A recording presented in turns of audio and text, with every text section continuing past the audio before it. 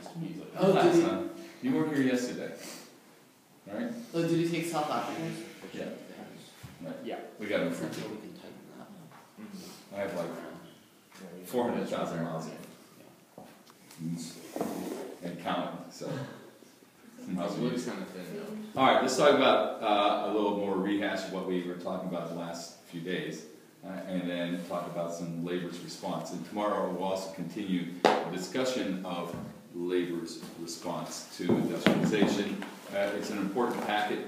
The guy who wrote it, his name is Herbert Gutman, is a scholar in this field, so to speak. The documents are very complimentary of the main article. Okay, so how do you deal with this new industrial order? Because basically, that's what we're talking about, right? Things change rapidly. So think about this. All right, before this second industrial revolution, the vast majority of people in America, right,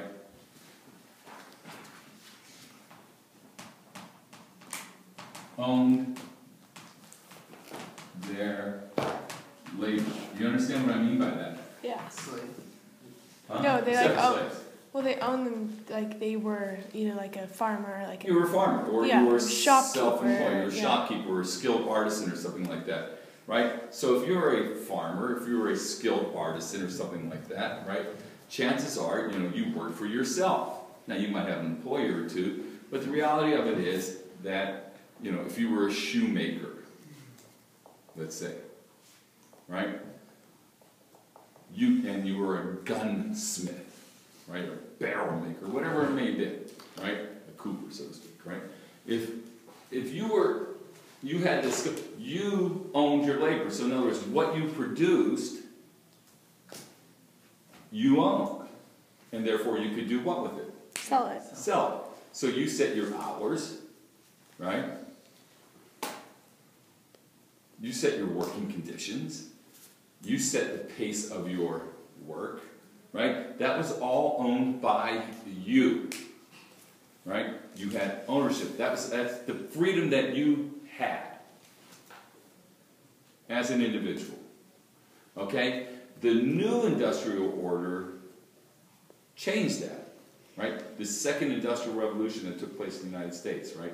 The first is this sort of market revolution. We talked about the wool girls and textile manufacturing, mostly in New England, right?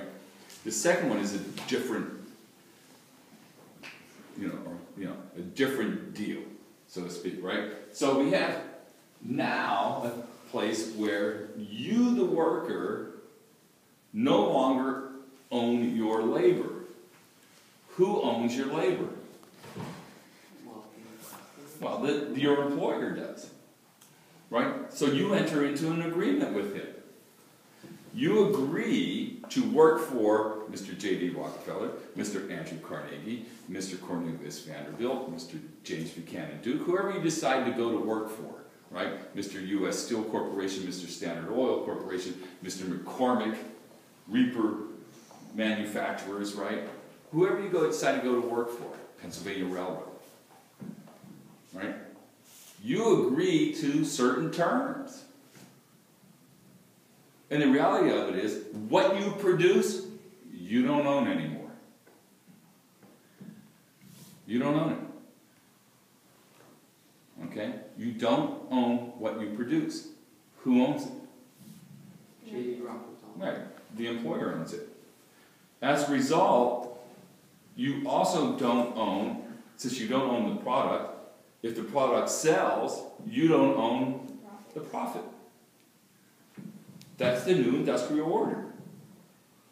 So this idea of competition, right, makes sense as long as it's one skilled artisan competing against another skilled artisan. But let's say you're a skilled artisan, right, and you're a shoemaker. What happens to you when you decide to compete, or when you have to compete against a factory that does what? Does the same thing but produces it cheaper and a lot more. Right. Because they use unskilled labor and machines. So now you're competing against the machine. And what's the reality? You can't compete. You can't compete. technology has basically put you out of business. Now we got problems. Okay? So how do we create a balance? Because the thinking is, during the Gilded Age, things are out of balance.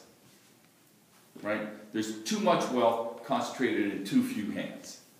And this concentrated wealth ends up being a threat to democracy, say some. A threat to the social order.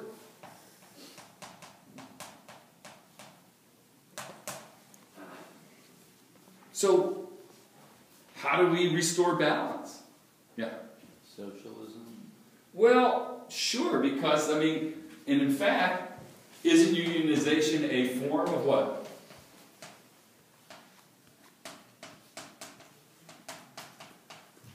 It's a form of socialism.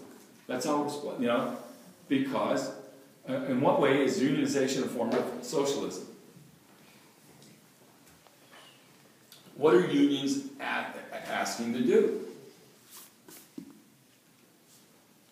Fair labor or fair working conditions. Okay, right. So we have an example of the nice labor up there, right? This inclusive labor union. It has white folks, it has black folks, it has women. It does not have Asians. Right? It has skilled and unskilled laborers. There are 800,000 of them in 1886 joining this union. And in general, what do unions want? Money. Higher wages, shorter hours, better working conditions, working man's comp, right, and union recognition.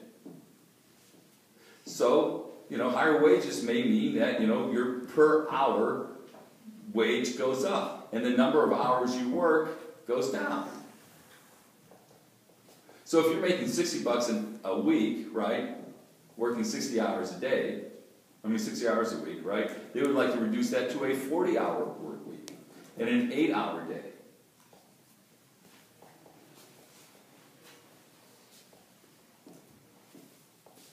And still make the same amount of money. And still have safe working conditions, right? And if you get injured on the job, what else? Compensation. Get some compensation for it.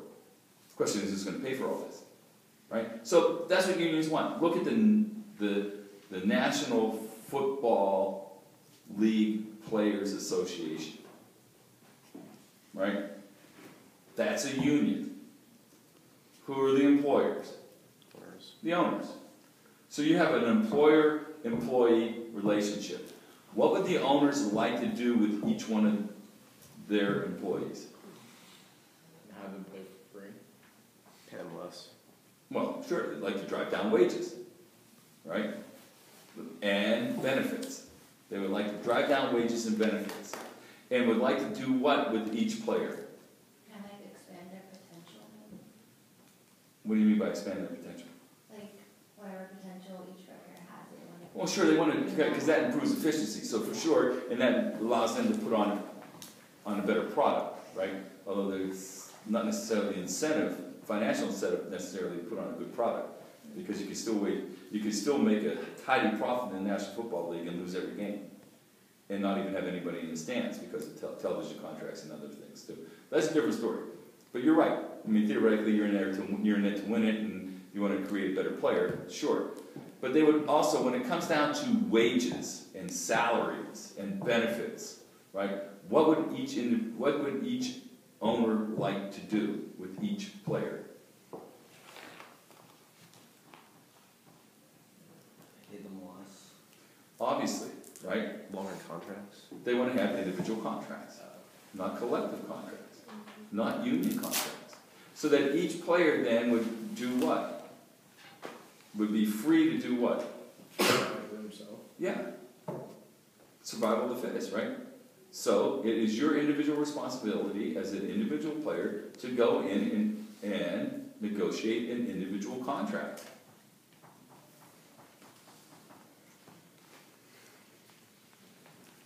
And you negotiate your benefits package. And this applies, they do the same thing? Well, that's before there was a union. That's precisely what happened. So guys would get 1-year contracts.